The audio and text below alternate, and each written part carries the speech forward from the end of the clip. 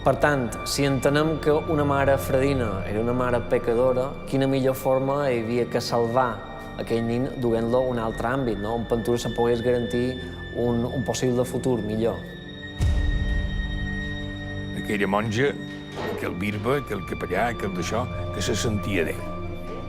Jo ara faig sobre, magna, aquest al·lot seria un desgraciat, i jo tenc poder, encara que tenc de fer 4 mangarrufes, tenc poder per dir que serà aquest al·lot. Aquest al·lot serà un bon catòlic i un senyor honorable i ric. Tu t'imagines quina satisfacció? És un poder absolut.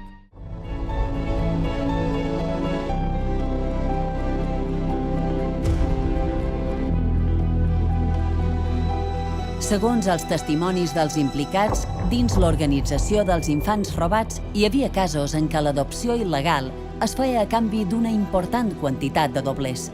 Però també es donava el cas en què en l'intercanvi no hi havia compensació econòmica. Simplement, la persona encarregada de la trama donava el nounat com si fos un regal o a canvi de favors. Diverses informacions també parlaven de famílies que adoptaven sense saber que es tractava d'una activitat il·legal.